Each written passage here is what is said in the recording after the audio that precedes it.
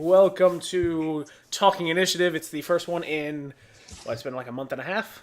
Yeah. Something like that. It's been too long. It's been a while. We're covering an extra episode today, I believe. Instead of our usual two, we're doing three. So it's gonna be a lot of fun chatter. Hey Kit, welcome to this. Oh, hey, Kit. As always, we're going to go around, not always, I guess, but we're going to introduce ourselves in case you don't know who we are. This would be a weird place for you to start, but let's do it anyway. Hey, Josh, you want to go first? Sure. I'm Josh Perault. I'm your DM for Taking Initiative and the person people are hating on for being mean during the campaign. That's me. Hey, Morgan, go ahead. Hello, my name's Morgan, and I play Charlotte now, and Rosalie or Roz in the past. And I'm here to gross people out with how cute I am. Bucky? Hi, I'm Bucky. I play #Venison, a.k.a. Venom Arsene. And yeah, I'm here to be your friendly neighborhood dragon boy. Beautiful. Nick? I'm Nick. I play Kent Brickwood of the East Farthing Brickwoods, the one and only.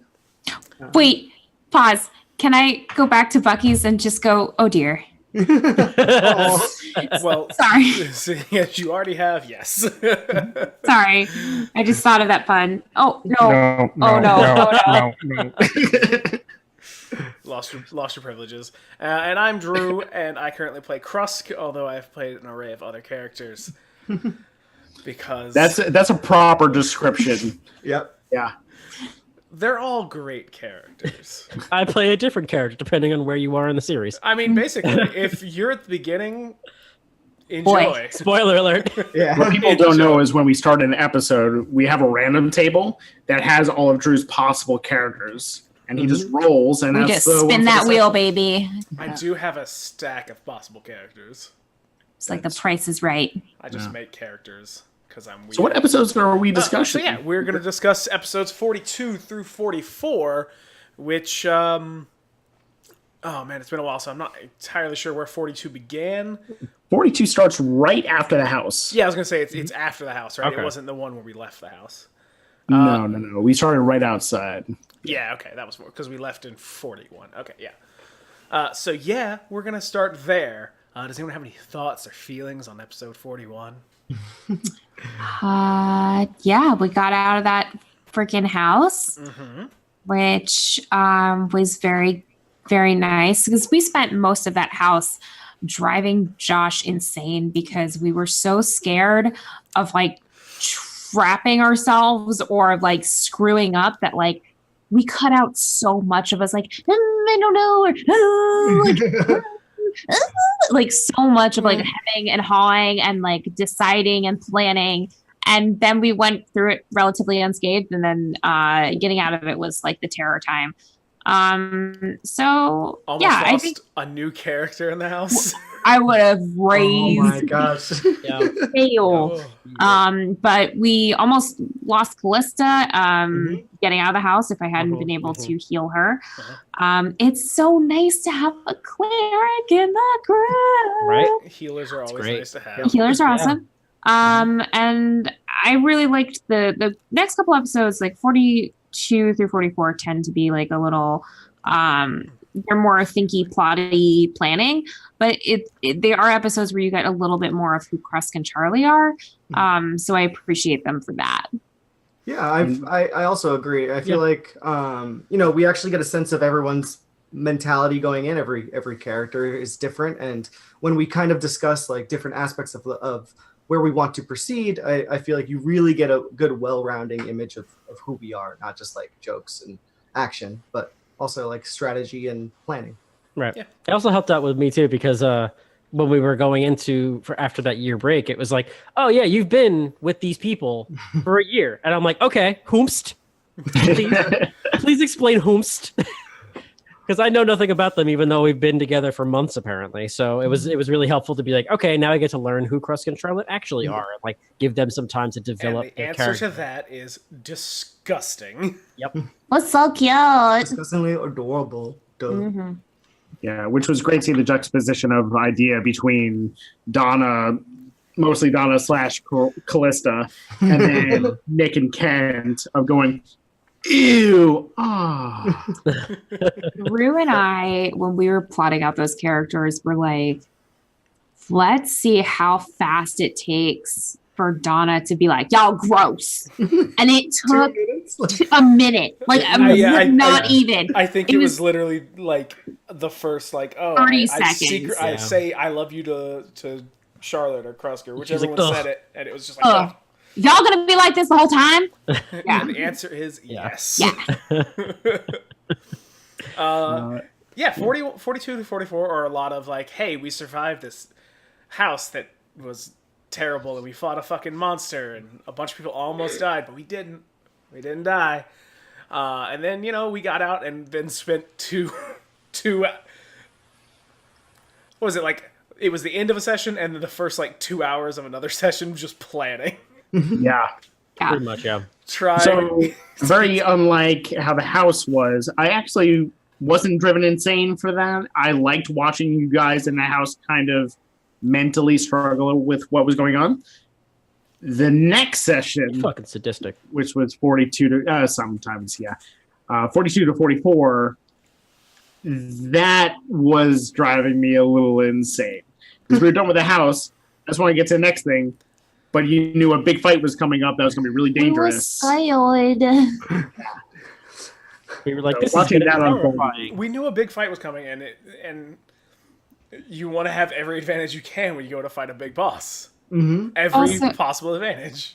Also, in TI's history, we have always been a Magnus Burnside, rush in, don't think, just react kind of party, which has gotten us mixed results. Yeah. So I feel like That's a good way to put it. coming out of that house and knowing that we were going to have a very hard fight in front of us, we were just sort of like, okay, now we plan. We're really bad at it because we've never done it before. So we just try to figure it out as we go along. So there was a lot that we cut out from those episodes where it was like, well, maybe if we do this and if we wait a week, or if we do this or we do that, or maybe we'll try and find the last health potion in the entirety of Barovia, or if we do this, or why don't we just run around in circles and see if we can get some random encounters and we'll level up and we'll go there was a lot of nonsense happening in those couple of sessions. We wanted to try so hard not to die. That was our big thing. We just didn't want to die. No. We If didn't you want stay there and don't go there, you can't die when you're there because you're not there. Yeah, but if we don't go fight the monster, whatever boss is there, we just have to sit there. Yeah. And you guys seem pretty content with that for a while. Let me tell you, that's like playing. For an example, that's like playing Final Fantasy VII and getting to a boss and then just being like, "Oh, I don't want to die," so you turn it off and then you just snap the disc in half and you never touch it again. You never think about it. I was actually I'm replaying Final Fantasy X, which is my favorite game, probably of all time. And there's a thing where it's like, do you proceed through this door or you just wait? And if you hit wait, nothing happens because you have to go through the freaking door. They're just giving you a stupid option. There's no way to progress through the game if you hit, I'll wait here. So it's like, I guess I can, for novelty's sake, select that. I can sit on my butt and do nothing, but I can't progress if I don't do it. So There's a point-and-click adventure game that kind of does that, where it gives you an option right at the start, and if you select the go home, they go, it legitimately in text go, well, then there would be no game. So That's a on you slight, go. And you lived happily ever after. slight digression, but I hate when games give you that fake choice thing. Pokemon is the one that sticks out in my head the most, where it's like, do you want a Pokemon? No. Come on, you want a Pokemon? Just don't ask. Okay, just here's your fucking Pokemon. Go ahead. Yep, that false choice. Yeah, don't build that in. It's supposed to give that illusion of oh, it's a choice, but it's no, it's not, because I can't do the thing that this whole thing is about if I don't just do. I have to say yes or whatever they want. So what were your guys' feelings going into that? Because unlike some previous fights, I went into this one telling you guys that this was difficult. This was going to be very hard. And you will see how hard that may have been in the next episode. But how did you guys actually feel going in, and what do you think your chances were for it? How mean do you think it was going to be? What were you expecting? Well, I was expecting to lose yet another character.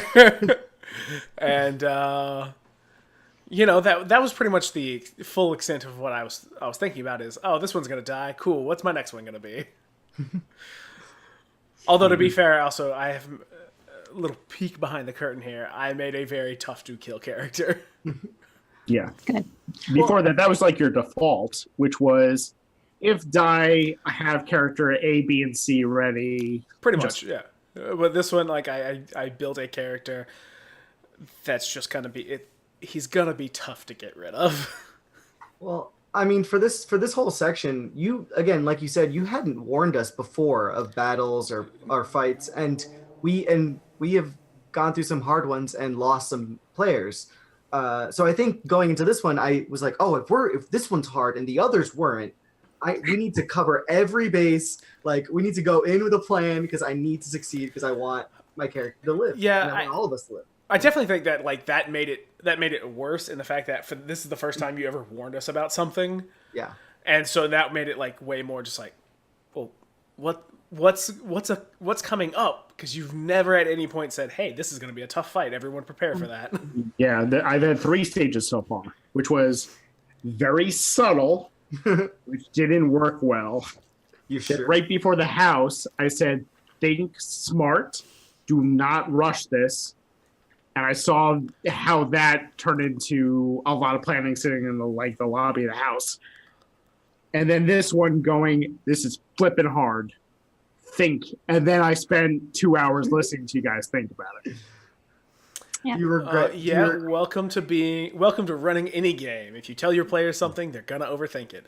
There are so many memes about that, which I'm sure everyone here has seen, right? Where it's like, players spend 4 hours looking at a rock that you describe as flavor text.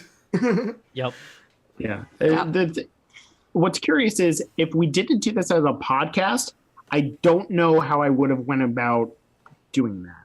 Because with the podcast, I want to make sure the story has some ground and you guys don't all TPK and that's the end of the story, because that's not great for our audience.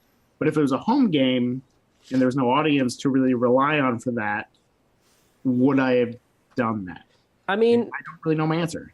I mean, given the context of, hey, this is a magic caster that killed a dragon, that's kind of a big heads up right there. That's like, hey, maybe fucking powerful, kind of dangerous. Context clues. Yep. We're really bad at reading them. Like, let alone saying long lines. Like, even when you were talking to us about that and we asked the question, I think it was, I can't remember who it was that asked the question to Argon Boss, like, how did she bring you down? Like, what did she do to kill you? And it was like, oh, well, and then he started listing off like some spells that she did. Like, we were like, oh, she has really high level magic. That's fucking dangerous. Like, now we have some insight into what the fuck we're going up against. It's giving those clues of like, this is the kind of stuff you're going to have to prepare for, but at the same time, giving you the heads up of like, you are going to want to think this through. Yeah. For once, our party asked questions. Yeah. Our party is notoriously bad at like asking for additional information and doing insight checks or investigation checks. So we rolled initiative at the end of 44, and if I'm skipping ahead, I can jump back to the previous episodes. We did not go past rolling initiative. Right. No, I'm saying, but like we were in the hut, right? Then and Ismark went inside to hide. And they saw the baby. Yes. There was not a single investigation check that happened in that hut at the very beginning, which could have helped us. Maybe. We will never know because it wasn't done. We play very loose. Yeah. Also, by the way, everyone, I don't know if any of you are looking at the chat, but Kit says, I love the bow tie, Bucky. Aw, thanks. So dapper. Love it. There was something else. I think that was you, John, that was talking to Argon Voss about like the type of spells, which is a very smart way of going about it. I have an echo going through my ears, so if you hear any delay, that's that. it's very smart to ask about the spells, because finding out that maybe there's lightning and fire and ice, it's all these different type of elemental things, so you know that the possibilities are high. Mm-hmm. Did that make things worse? Like for the planning of knowing that there's a lot of things that could come into you instead I of wouldn't say worse. Yeah.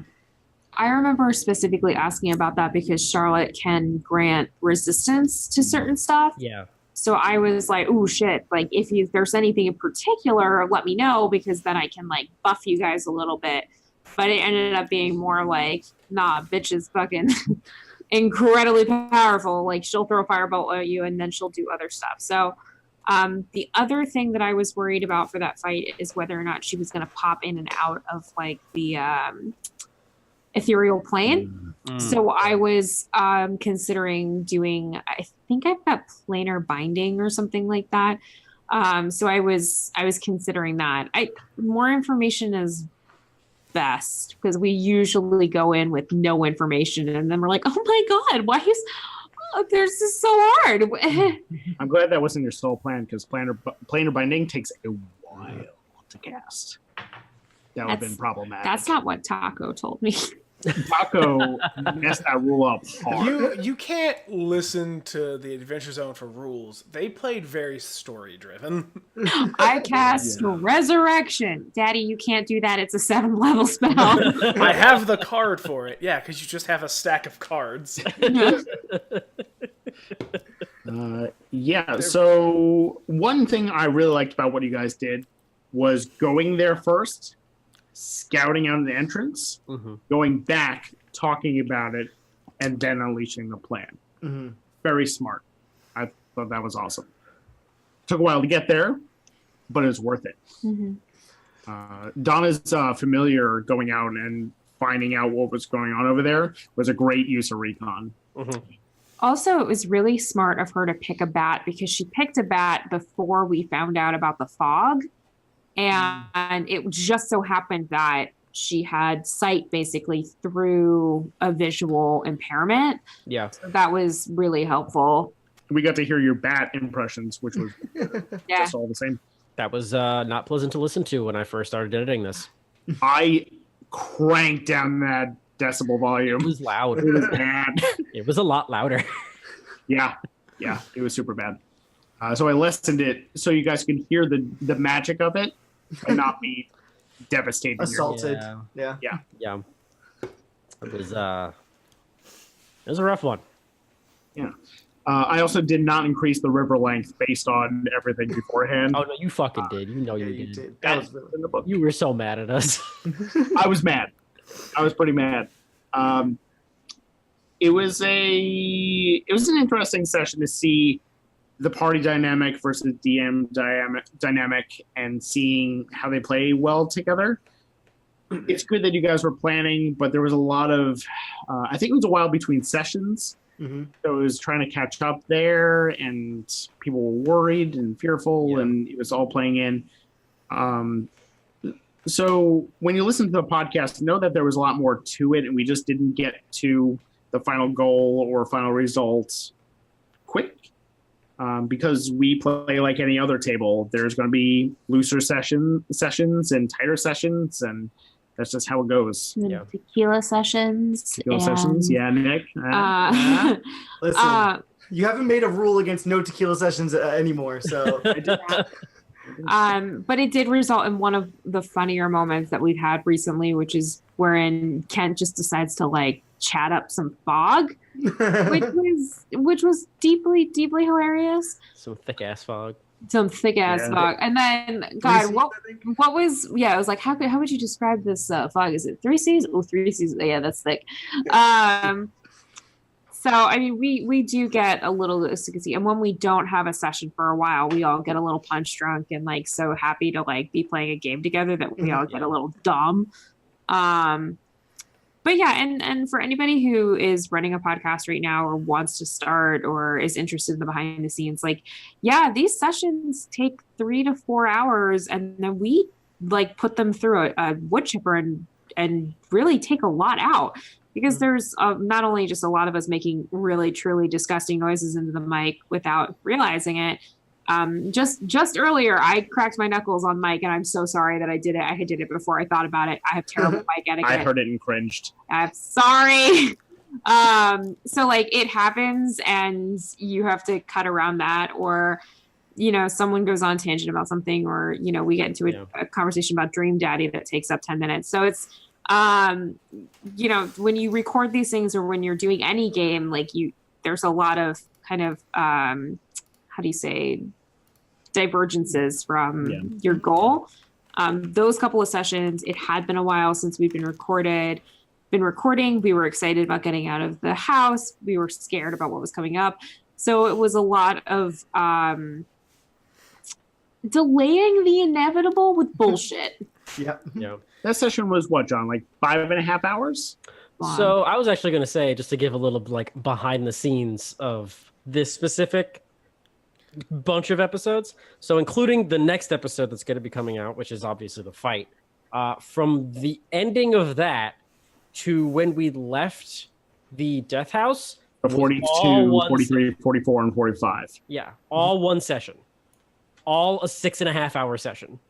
We started at 10 o'clock that night, and we did not stop until 4:30 in the morning. I remember that. That was that fight. Tough night. So, John, what did you edit down the fight to? People, no spoilers. Yeah, the fight started out at 2.5 hours. It is now at 1 hour and 10 minutes. Damn. There's silences, planning things that don't happen, Yep. tangents, which there wasn't a lot of tangents, but there's a lot of rules. No. Yeah. Well, got I will say, in the last half of like this downhill like section of where our arcs are going, we got a little more goofy outside of things, but way more like focused when things hit.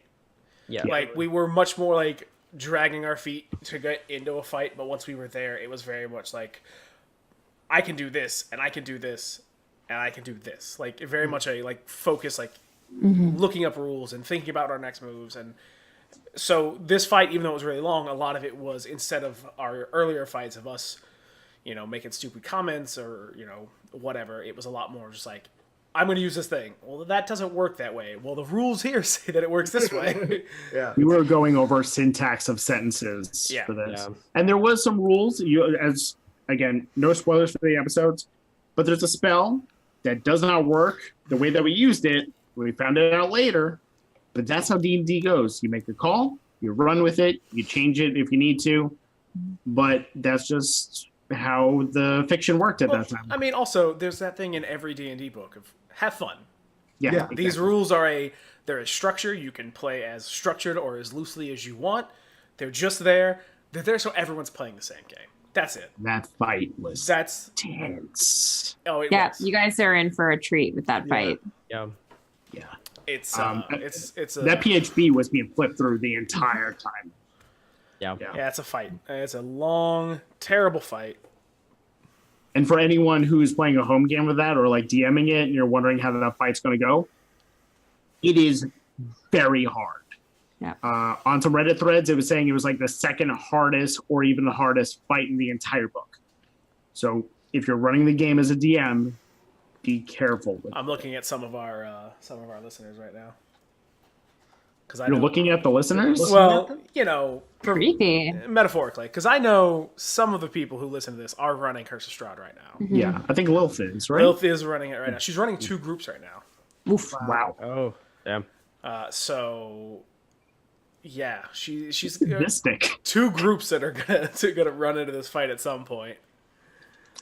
Yeah. Which is actually, they may not do that at all. They may That's be true. in the Amber Temple. They may be in the Wizards of Wine. Yeah. You can go anywhere. Berez was just the card Kit. that was drawn, and I went, ooh. Kit says he wants to play Curse of Strahd, but no, Kit, you really don't. No. Save It- yourself the it's- energy. So sad. Here's the thing. If I play Curse of Strahd again ever, it's gonna be a very lighthearted Curse of Strahd. Well, the way the Dragon Friends are going through it, or did go through it, apparently was very light and very fun. We have half joked about it, but honestly, I would 100% play Curse of Strahd if it was what we do in the Shadows Curse of Strahd. Yes. or what Strahd does in the shadows, because I would In the shadows. play that in a heartbeat. Oh, yeah. Taika Waititi just being Strahd, trying to Yeah, show you Zach around Valenti going, blah. Welcome to my castle. Oh, I would love that so much. It'd be a very different feel. One, two, three, party deaths. You get to Gay. you get to the castle. There's a bunch of other vampires there who are just his roommates. Yeah, it's just Hotel One, Transylvania two, in there. Three, Yeah, you just walk in and there's a five, literal two characters. full-fledged, there's a full-fledged dance scene of all of the Strahd zombies in the castle just doing Thriller. You Yes. walk in and there's a flesh golem and he's just like, "Sup?" And then he just goes downstairs. Just because we ran our game very dark does not mean your version needs to run dark at all. It No, can be more lighthearted. Just keep in mind the way the book is, it is hard. it is a hard game, and it makes sense with the story that they're telling. It's Yeah. supposed to be a bleak, hard existence, but Yeah. Especially since like you can get all the money you want, there's nowhere to spend it. So you can't even like upgrade your equipment without potentially dying in the process. all the kid says Strahd the college years. I would also Oh. play that. God. We just had a flashback to the OG Buffy movie where she takes out a vampire with hairspray and a lighter, creates like a torch. Vampires in the Buffy series are notoriously easy to kill. Just I would love it if the final showdown in any Strahd game is him like. I mean, all I'm saying is, what if Strahd but Monster Hearts? I'd also play that. Yeah. But well, that's- you that's saying more the like- college years reminded me of Saved by the Bell. So if we have Saved by the Bell free, the college years. Well, okay, here's the thing. If it's Strahd but Monster Hearts, it's 100% gonna just be Strahd the high school years, Yes. and he's gonna be the most emo boy there is. Oh, I want that. What was the game that James played with Dracula? Fuck, it's Dracula. There you go. You can just do that with Strahd too. That one, by the way, such a good game. Everyone go look it up. It's on GitHub. It's a 200-word RPG. Fuck, it's Dracula. It's called Fuck, It's Dracula. It is an amazing game. Like, Okay. the idea... Oh, nah. I feel like I know we're trying to reel in the amount of work we have, but in the future, if we find ourselves with a little bit of time and we all can stream something, we should play that when Strahd is like closing up. Okay. There's be no fun. promise, but I feel like that fits We'll our try. theme. And maybe we can invite James back or something. I'm just That'd be thinking out. Don't promise me things you're not I didn't gonna promise do. anything. I'm thinking. Okay, fine. Don't not say. don't imply possibilities that may not exist. What's in the universe now? So we just gotta try. Yep. James, That's all we can do is try. James D'Amato, if you're listening, come back, play more games with me. Baby, come back. I'll text him later. Be like, dude, we're playing your game. Let's do Play it. the game. We're playing that game you've already played. So we're closing in on the question segment. Any other final thoughts on 42 to 44? Nope. Enjoy the next excited to episode. get- I mean, Yeah. there wasn't a whole lot to cover with 42 and 44. It was a lot of just planning. We plan at dawn and Yeah, then we plan again. Which we planned. We planned a lot. We planned more. We planned even more. And then, yeah, we did some cool stuff. Like, we snuck our way in to learn more and all that stuff. But there's not a lot of meat to cover. It's not like we got into a big fight or anything that we could dissect. Right. be One thing nice. that was in the episode that had nothing to do with the episode. Don't forget that the Idle Champions code is still active until November 1st at 12:01 a.m. Pacific time. So go get yourself a free gold chest in the game. Woo. The code's in the beginning of episode 44. So All right. So let's move on to questions. We don't have a whole huge list tonight, so if you're watching, I'm probably just going to open up the chat for questions at some point. okay. Or you can just If- open it up now and we can answer them. And if we get to it, then All right, yeah, let's just do that. And if you ask a question in the chat right now and we don't get to it, I'm just going to add it to the thing for later. Cool. Oh my god. All of my windows minimized. I hope I didn't freeze the stream. Okay, so this one's from Rogue 2015 from Discord. who asks, and this one's pretty much geared towards Josh, and it's unrelated to anything, or unrelated to Strahd. Will there be any more tabaxi, hairless kitten forms or otherwise? I'd hope so. We alluded to them during podcast of Waterdeep, but as of now, there's no discussion between Adam, Joel, Nick, and I for any continued stuff. But we have not negated that possibility. We love working together and recording together, and I would love to work with them again. They are a lot of fun. It depends on time, but I would love to. Planning that time zone difference is very difficult for us. Yeah, it's a 14-hour difference into the future. Oh god, and going to the future is hard. Mm-hmm. True. It's true. It's very true.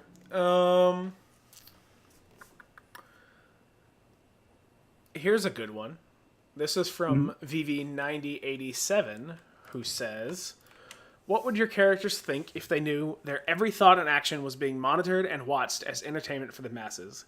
Essentially, what would the Vin and Kent and everyone think if they knew we were listening to everything they did?" So, Bucky, how would Vin feel about that? I called him Vent. That's the ship. That is a ship. Ven would just be like, I mean, this is just more weird shit that's happened to him already. Like he's already merged with a dragon with the voice of another dragon in his head, and then the voice of a person in a sword, and he's like, what's a few other million people speaking in his head? What does it matter? Who cares if anyone's watching me? The rules are made up. Nothing matters. John, has a follow-up to that, because I've been watching a lot of Between the Sheets and things when I'm on Critical Role. Who would you have dub your voiceover in the obvious anime that Ven is from? Oh, fuck. Travis Willingham. Good choice. Nice. Very good choice. I would have gone with Liam O'Brien, actually. Liam would For be Ben. good too. Yeah, Liam would be pretty solid for the darkness of his rumble tone. Yeah. Cool. That's the end of my question. I just. All right. Hey, Morgan, how would your two characters feel about that? Roz would probably think that's a chock-a-lock of bullshit. Charlotte is so used to having a very strong divine God presence, though. I think she would be more fine with it. And she'd probably be like, oh, that's strange, but she's also so involved with Timora and being sort of a ham that I think she'd be okay.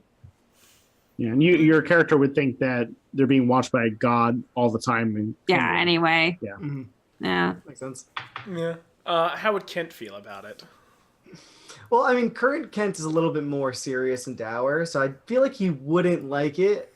He'd probably ignore it, but OG Kent would be frightened at first. I'm pretty sure that he learned Mikhail was watching him in one of the most recent episodes, and he freaked out. So I think he would freak out at first, but then he'd be like, wait, and he would just put on a show at all times. It would just he'd always be on. It would be constant 24/7 hijinks. And God forbid he got word that people enjoyed him. Oh, it would just go to his head. There's a level.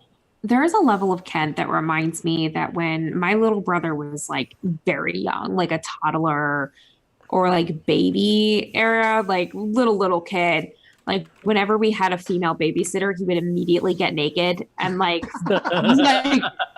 dance around and be he just wouldn't want to put on clothes. He just always wanted to do something. So it in some level, there's a weird affection in my head of no, there goes that naked, desperate child again. Yeah. No, that's 100% it. Yeah. Yeah. Yeah, that's how he'd react. And what about your 37 characters, Drew? Well, Mikhail would probably just assume everyone's a ghost. That's fair. Accurate. Abraham would curse them all for not having something better to do. And try and convert them over to Strong Moss. Probably, and then basically just be like, you should go do a thing, you lazy. I mean, he's basically a 1970s conservative. He hates all the hippie yuppie nonsense people, despite the fact that he worships a god that Kent calls Stromboli all the time. Stromboli. And dances around and plays a drum or whatever. Ferguson would also hate it, but because he's a big complainy baby. He would look up into the sky and just give it like a wink and like a. He might also spend a lot of time getting naked pointlessly, but would try not to like be fancy about it. Just be like, Trip oh over yeah, it. I'm just all my clothes are Oh, off. oh. Oh, I The didn't see bath you scene there. would have been very Oh different. my! Just laying there, just like, oh, I didn't see you there. I didn't know you were there. And Krusk would feel very embarrassed. Just too many people watching him at once would be weird. Especially since he's in the game with his wife, and they are not subtle. I don't think he'd be embarrassed by that. I think Krusk is more of he likes to go out in the woods and wander around by himself, and too many people watching him at one time would be uncomfortable. Makes sense. I can see that. Yeah.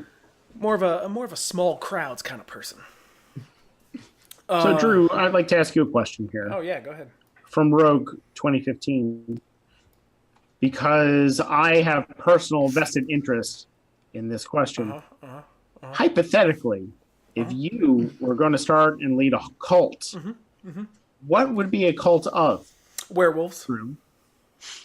Werewolves. That was not what I Werewolves. was expecting. It definitely wouldn't be bees, because a bee cult is ridiculous. People going around worshiping bees, that's just silly and nonsensical. But werewolves are strong, and they come around once a month, and it's an amazing transformation. You can talk about how the transformation is like forging yourself to be better. Bees is just silly. Bees are just hard workers and industrious, and they all work together to protect the hive from giant hornets that want to eat them. Also, they're like a pretty critical part of our ecosystem and like Yeah, also that. our planet. They're also very important. Really, really important. And they're pretty cute. And have you ever seen a bumblebee fly around? It's adorable. I feel like if anybody did make a cult about bees, it might actually be a good thing because we should be preserving the bees. We should be saving the bees. Yeah. I definitely wouldn't be trying to get a bee robe or anything like that. And there certainly wouldn't be patches. I'm sorry, did you say a bee robe? Robe. Robe. Oh, I heard you. Robe. Yes. No, No. Sometimes I people wear wouldn't be doing it. bathrobes, Josh. Yes. Yeah. That seems like something you would have already. Amazing. That's so good. All right. Let's see what else we got on the list of great questions here. I would like to say that my honey is mad at me right now. I would actually like to expand that question, if you don't mind. Oh no, go ahead. Because- Expand the question. Drew, obviously you're not running a bee cult, but Definitely. none not. of us are running any cult at all. John, if you were to run a cult, what would it be? This is going to be for everybody. Okay. So, Sorry, what start would you planning run a it. cult of? Nick, I think yours would be something about dance. Oh, well, now I'm predictable. I don't like being predictable. You know what? I'm changing my answer. Wait till you hear it. Okay. So much I would make a cult about brainstorming That's a Nice. where good you cult. just all sit in a room and you develop ideas and you all encourage each other and your ideas to make them be better than they were when you walked in the door. So your cult is a cult normally creative writing has- class. Yes, because I need that in my life. But the cult normally My has like, cult. that behind the scenes negative thing. So what would this be like towards? I Like, is there a cult goal? stuff. Or are you trying to find out like the best idea so you can start to like take over I things? mean, I feel like that's more of a case by case basis based on the cult member, the cultist that comes in with their idea. Would you say your cult would be a destructive cult? Could be. Oh, Okay. Nick, what is your answer? it'd be dancing. I would just. I would. I would. All right. 100%. It's like the best thing that I could think of right now, and that's totally what I would do. I would just go, and everyone would just like come and like dance together, and it would be different music and different styles of dance, and it would just be like It's totally accepting and fun, and I'd love it. Oh my god! Welcome to the cult. It's one big silent disco. It's just that's all it is. Listen to You some can music literally- and dance. You can listen to music with people. You can listen to music on your own, but it's just encouraged to dance out your feelings and just like be in the moment. You know? Just Dance out cult. your feelings. All right. Morgan?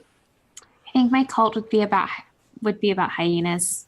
That is on point for you. Yeah, I love hyenas, and I turn into like the world's worst, pluckiest, fucking self-appointed tour guide at zoos. I've seen it. At the Bronx Zoo, I become like my own little obnoxious zookeeper, where people come up and they're like, "Look at them, they're so ugly, they're villains," and I'm like, "Actually, hyenas are a really cool species, and they're not villains. And Disney has led a smear campaign, and." Oh, They're super cool, and they have like one of the strongest fights in the animal kingdom, and they're really good hunters, and they're matriarchal. And like some 7-year-old kid is like, "Oh, cool. Please get me away from this crazy lady." So that's I think the cult I would go with. Hyena awareness. How about you, Josh? I would probably create a cult to try and get all of the brightest gamers together to make the best game possible that will last the longest, that you can do things on your normal day, or you can sit down and play, or play in different ways, and it still builds towards a central, ever-growing, awesome thing. That's what I want. I like the idea of these not just being cults, but like if we were dragons, what our hordes would be of. You would have a horde of hyenas? Listen, I would rule the fucking world. Like that episode of Parks and Rec. Listen, I don't know if having lions means anything, but if it does, I'm winning. Yeah, so that's the end of that one. What's All next? right. So this one actually is from Kit, and I want to ask this one. What would you name your pet flumph? what the flump? Well, let me get my monster manual so I can show you guys what it is. Yep. Oh, I have mine right here. It's an animal. Oh, okay. Bucky's got his right here. I thought it was like a Furby, like a. It's not a Furby. It's a strange D&D creature. It's kind of like a jellyfish. Yeah, sort of. A flump. Oh, it's That's a got flump. a lot of tentacles. Okay, all right. So flumps are super good, like good aligned. They're lawful good, and they're incredibly smart. But what would we name our pet flump? So yeah, what would you name your pet flumph? You Josh, know, would you like to There's start? an ethical dilemma here. If they're really smart, that why would I own one? Because you saved its life and it owes you a life debt, like Chewbacca. Yeah, or you guys are just best friends. Or that. I would call him Fluffernutter. Okay. I'm gonna make a double joke here and call it Hanar, which is the name of the jellyfish-like species in Mass Effect that are super smart. But on the best friend line, my actual best friend Hannah is actually sitting on the couch behind, and her nickname is Hanar as well. So Nice. Nick, what would you call it? Pokey. I would just name it Pokey. Uh, I don't really know what it is. It just looks like it's got a lot of like. it's not a lot of options to poke. It does have a lot of options to poke. That's what I imagine. Okay. Just gonna name it Pokey. Bucky, what would you name it? Sir or Madam Squiggly Bond Noodle Boodle. Nice. Beautiful. All right, It's a good one. Drew. Oh man, I don't know. Probably Greg. Just they'd all be Greg. They'd all be Greg. They'd Each all be tentacle Greg. would be Greg. Yeah. Greg just 1, Greg Greg. 2, Greg 3. Just what's up, Greg, and the other Gregs. That is less a mouthful than most of our answers. Yep. Cool. Guys, did you pick one? All right. So Nick, there's a question here for you. Oh, there is. Yeah. Oh yeah. It's from Rogue 2015. Did Nick get in trouble for the Papa Dick Off comment? And is Nick encouraged or discouraged from drinking tequila before future recordings? Okay. One, I don't think I got into any more trouble than I normally do for the things I say. So I like Win. that. Yeah. I like that. That's your I think it was- metric. I think it was like Does she know about it? maybe maybe like Drew was like he put his hand over his face and Morgan was just like like Donna was like but I don't think I got. Do you guys remember me getting into trouble for that one? I mean, we left it in the show, and if you would have gotten in trouble, we Good wouldn't point. put it in. Good And point. it wouldn't be in trouble with us, It would be with Jess. Jess. Yeah, be a Which joke. is Nick's fiance. No, she must have missed that episode, I guess. And the next part, encourage or discourage. My rule of the table, I'm not running the next campaign, but I'm sure John is in full agreement with you here. As long as you can still play the game and pay attention, I don't care. Just make sure that it is not disruptive because you want a table that is able to interact and talk with each other. Yeah, I'm all for having a couple drinks before, like, while you play a game, because it really helps, like, especially with me, like, getting into a character and things like that. Like, alcohol in general, like, I don't drink a lot, but having a glass of whiskey or something like that helps kind of, like, bring down the barrier and helps me get out of my own head. And I'll end up, like, thinking more as my character, like, as Ven, and I'll start saying things differently, or I'll be more prone to, like, trying a specific thing from like a role play standpoint, and maybe it works, maybe it doesn't, but at least I tried it and learned from the experience. But drinking, I encourage it whenever we play. Like, obviously not to the point where you get fucking wasted, but like a couple drinks is not going to hurt anybody. Yeah. That gets into our other question, Drew. I think you highlighted that on purpose. Yeah, actually, that was the next one. If you wanna run into it. Sure. It's from Stuart saying, how many of you drink before and during a recording? And do you think it helps or hinders your performance? John, you were hinting on this quite a bit. And you said you drink a little bit of whiskey normally during the game? Normally during the game, yeah, I'll have like a glass of whiskey, maybe two. I try not to drink too much because I like to focus on what's going on. And it helps you kind of relax a little bit and get more in the spirit of playing a game, because ultimately you're playing a game. And when you're drinking, it helps you realize that that level of seriousness should be there, but it's not going to always be there, because you're going to joke, you're going to laugh, you're with friends, you're supposed to have a good time. And that's what it's all about. It helps you feel like you're more at home, to be comfortable. So I think it personally helps my performance. But when we start recording Storm Kings, when I'm DMing something, I typically try not to drink. One, because I have to do a lot of talking and it could affect your voice in different ways. And two, I need to know what the fuck's going on at all times.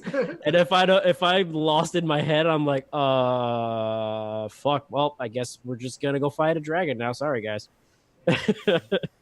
I'm actually still trying to figure out because I don't drink during or before every recording, but I do on occasion, every few games here or there. But I'm trying to figure out which kind of play I like more. I feel like sometimes when I don't drink, you're right, it takes me a little bit more time to loosen up and get into character. But also drinking during games, I tend to get more lax with notes, and I start to realize that I need a little bit more help remembering the next time we record what exactly happened the entire time. So it's not like I'm getting crazy, but I do see sometimes I do forget things that I should remember, and I need to be reminded. So I'm trying to figure out, it's like, a balance that I'm trying to figure out for myself next time. Morgan? So I don't really drink. I will have some alcohol maybe like a couple times a year, but it makes me feel bad. I turned 25 and my body was like, no more of that, please. So I don't. And when I do, I immediately become very sleepy and don't want to do anything. And we generally have recorded historically from about 10 p.m. until about 2 a.m. And me wanting to just go to bed does not help that. So I don't drink before sessions or during sessions because I want to be awake. So what do you drink instead? Water sometimes, or juice in the summertime, sweet tea or tea. I'll get some of that good bubble tea sometimes. But yeah, mostly just like juice or soda or stuff like that. Oh, side note before you get into it, always double fist. You're gonna drink water.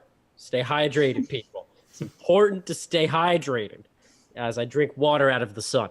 And it's better for your throat and mouth for character voices and mic etiquette as well. Yep, and we have to turn the air conditioning off, so a nice cold glass of water Yep. can go a long way. Drew? Yeah, I find it tends to help me get into character. It is a weird thing to realize that you're about to sit down and record and perform, and it's one of those things of it can be stressful, and it's one way to calm down and get into that. Yeah. It's not always easy to slip into that role.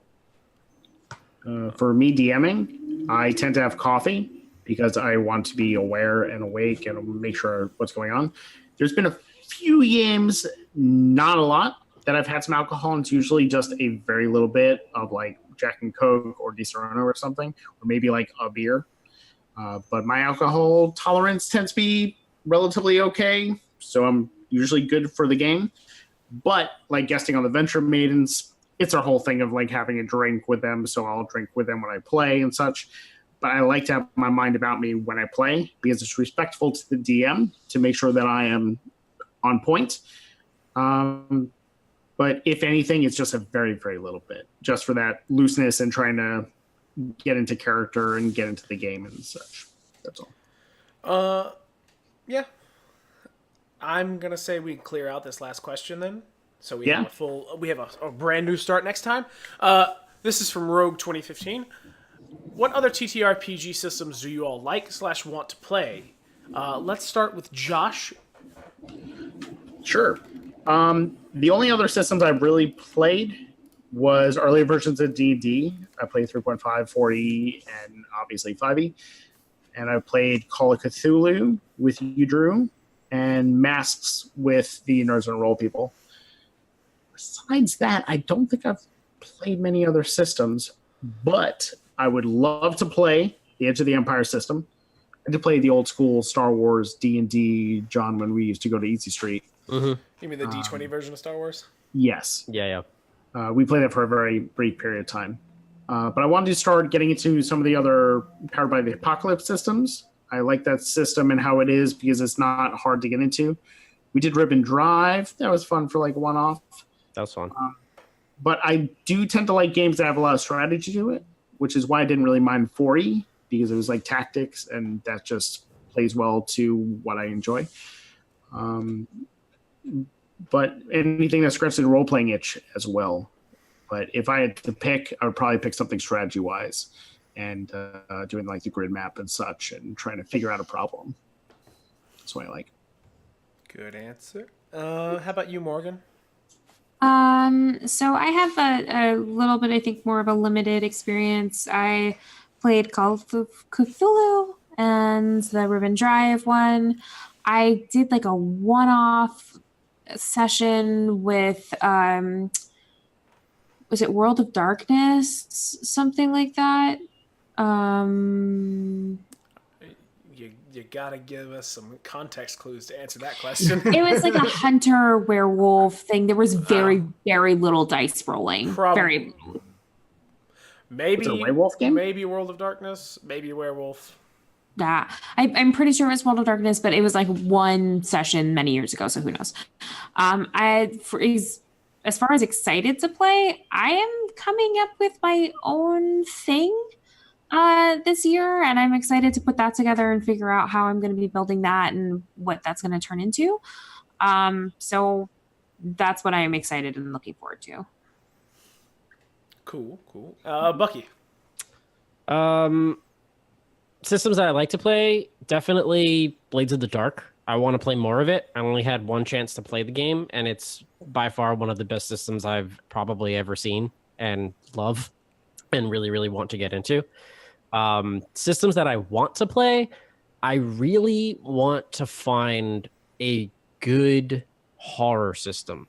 Like, I want something that helps build a feeling of like suspense and terror and helps kind of like guide the DM to instill that idea in your players of like, either it be misdirection or like describing things in a specific way that like allows you to like seem like things are off without specifically saying things are off. Like I would like a system that would help guide a DM to like create a horror system where it builds a sense of terror and a sense of fear in your players.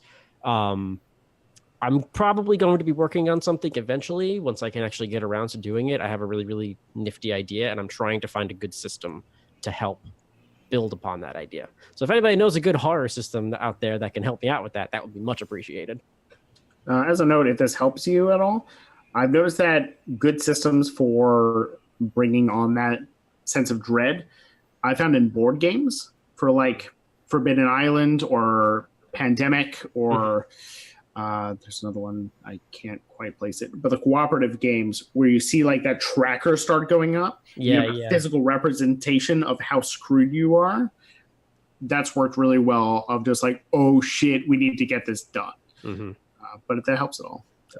Yeah, I like that idea of like that immediate sense of terror of being able to see that, but also just like having people sit for a moment when like it's describing something and then thinking for a moment, wait a minute. Wait, that's not what that's supposed to be. Why is that like that? Like that idea where like people start questioning things about either their characters themselves or like the game itself, where people are constantly like, wait a minute, I like want to instill a game with that kind of idea. Gotcha. Nico. I also, besides 5e, I've played Blades and Masks, which I think those are awesome. But I'm still kind of, I feel like every other day I'm learning of a new game that you guys are telling me about, and I'm super interested in all of them. And so I guess there's just no time. I want to play all these games. There's just not enough time. But yeah, It's a big factor. It is a big factor. As for me, I really like Masks and stuff like that. I like fiction-heavy games that allow you to really dive in and discuss what's happening and build on things together. But I like playing different systems. Like I've said it multiple times on the Discord and stuff, I will play any game if I can find the time. So if someone's like playing a game and reaches out to me, if I have time, I will join in. I like trying out new systems and seeing what works and what doesn't work. That's the only way to find out. You can read it and be like, well, that doesn't work. But when you play it, it actually folds in very well to the rest of the system. If you want a really good resource, Drew, I know you know this is more for the audience. If you want a really good resource of different systems and how they are and how they interact and how they compare, Lauren Peterson from Nerds on a Roll has played a countless number of systems. So feel free to hit him up on Twitter at DM_LSP and ask him about different systems. He'll tell you all about it. He loves talking systems. So. He does. Well, we're at 2 minutes out, so I believe it's time to say goodbye, everybody. Well, before we go, we should probably do a little something because we have a little announcement pertaining to the person that is standing behind Morgan. Oh, yeah, go for it. So, we're doing that now? Yeah, we're doing that now. Oh. Okay. So, Hey, Hannah. What? Hey, Hannah. Would you like to be on video for a I second? literally just took off my makeup. Oh, she's talking off her makeup. She just took off her All right. makeup. Well, okay. Well, we'll announce it anyway. Hannah's standing behind Morgan, good friend of Morgan's. So the 5 people you see here will be moving into Storm King's Thunder, the next campaign that's going to be happening, alongside Hannah, Morgan's good friend. She's going to be taking initiative for the next campaign, and we are super, super happy to have her on board, and it should be a ton of fucking fun. Yeah, she's awesome. One of my best friends and has been for almost 10 years. And I love her immensely. And she is a great person to play games with. She's very, very smart. And we're really looking forward to her joining the team. It's going to be a lot of fun. It'll be a while before those episodes come out. Oh, yeah, you got Yeah. ages. Oh, but yeah. You might see her pop up here and there if we do like one-shot little games or we do something fun. So she's going to be a new voice to our podcast. We are increasing our lady quota. Yeah, it'll be fun. It will be a lot of fun. Yeah. All right. So, Josh, who are you? Where can we find you? All that fun stuff. Again, I'm Josh Perault. I'm the DM of this adventure here. You can find me on Twitter at Xyroxis the Beard. That's at XIROXIS the Beard. If you want to see what I'm doing outside of the podcast, I'm the online editor for Blue Bloods on CBS and the Purge TV series on USA. So you can check out my work there. Podcast Waterdeep is done, but you can still check out the 10 episodes on the Dungeon Delve feed from Wizards of the Coast. And again, Idle Champions, if you want a gold chest in the game, just hop on episode 44, listen for the code, pop it into the game, and let people know that you started using it or that you heard of the game from us with the hashtag at Taking Initiative Champions. PAX. Oh, PAX Unplugged. I will be there, and from my understanding, I'm on a panel, but I still need to figure out the information on that. So if you will be at PAX Unplugged, hit me up. I'll be there. I'll be there alongside Celeste and Sage of Adventure Maidens, Ted from Nerd Immersion, Lauren from Dungeon Drunks, the Drunks and Dragons people. So there will be a bunch of people there. So make sure you let me know if you're there. I can give you a Be Cold patch, or definitely not a Be Cold patch, along with some of the fancy little business cards we got going on. Morgan. Hey, I'm Morgan, and you can find me on the tweet at Thistle Raven, which is exactly how you imagined it spelled. It's the word thistle and it's the word raven shoved together. Hey. So you can find me there. I mostly tweet angry creeds against the MTA. Other than that is very, very close to midterms, guys. Double check and make sure that if you are in a state that still has open registration, that you make sure that you are getting registered to vote. It's really important that this is a good time to get your voice heard. So definitely make sure that you're registered to vote. Even if you are registered to vote, make sure you are still registered to vote. There are a lot of states that have done purges of their voter rolls. So just go on. I think you can look at votesaveamerica.com and you can double check your registration status. You can get registered in like a couple of clicks if you are not. So double check that. If you end up on election day, which everyone who's registered to vote should go and vote on the midterms. You should, if anybody tries to turn you away, you can always ask for an affidavit ballot. So do not let yourself walk away from a polling location without having voted. You can still do it. You can ask for an affidavit vote. Don't let anybody take your vote away. It's very important. So that's my message. And if you have any questions about voting or candidates or the midterms, you can hit me up and I will talk to you on Twitter about it. Lovely. Bucky. I had to double check who was next. Hey, I'm Bucky. You can find me on Twitter at Bucky_Masters. On Monday, you could catch me over on Nerd Immersion stream where I play Ozzy, the adorable little wizard friend that I play all the time. And yeah, that's pretty much all I'm doing right now. All right, Nick. I'm Nick. You can find me on all the socials at Nico Figs, NIKOFIGS. Just reach out and say hi. What's going on? I second everything Morgan says. Let's just go out and do it. Let's vote. Yeah. All right, beautiful. Anything else before I step on your toes? Are there any movies that you're attached to right now that you want to? Anything? Me? Oh, Yeah. The Nutcracker's coming out soon. That's going to be a cute Christmas movie. Halloween's out. We got to work. I need to go see that. But yeah. Gonna be good. Go to the movies. Go check some stuff out. Watch The Purge. So go to the movies. So go to the movies. That's all. Yeah. Yeah. That's Okay. I don't want I'm to good. run in case you think of something. I am done. Okay. I'm Drew Tillman, and you can find me most places at Not That Drew. I'm slowly changing a lot of my socials to that. If I want it to be found publicly.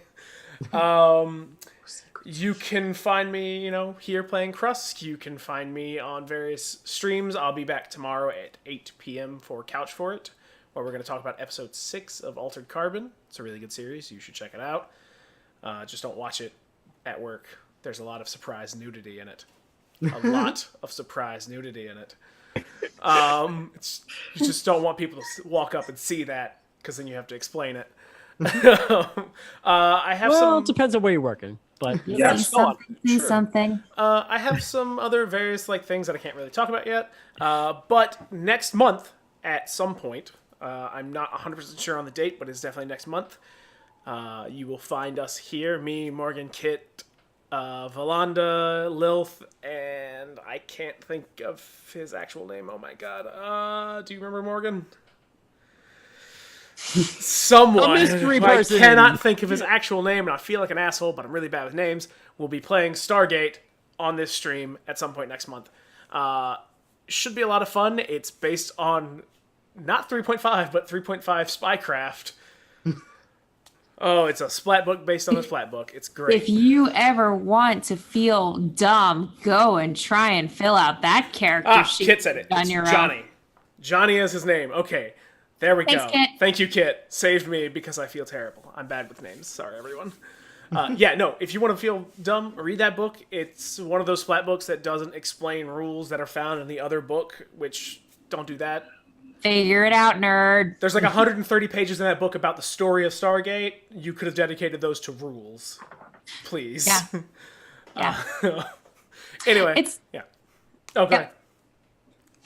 You were going to say something. Go ahead. It's also that Stargate book, if you guys have read it, is the first manual in a very long time that has the like sole he pronoun for your character, and it threw me off so badly. I was like, I don't want to read this book anymore. But yeah, we're really excited to play Stargate. That's a huge love of mine as a universe. So we're going to be jumping through some puddles. Here's my big note about that. Anyone who's out there going to write a game system, if you're basing on another system, explain the rules in it, because especially if you're doing a license thing, the only people who are going to pick up Stargate are people who have seen Stargate. And maybe they're friends, but let me tell you, the friends of people who watch Stargate to the point where they want to play a role-playing system have heard all about Stargate. I know so much about Warhammer, and I've never fucking played Warhammer, with the exception of Dark Heresy twice. I know so much about it because I had a friend in college who told me about it constantly. Trust me, you don't need that.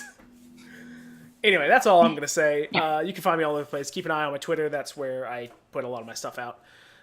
So that's going to be it for all of us. That went on really long. Bye, everybody. Bye, babies. Bye.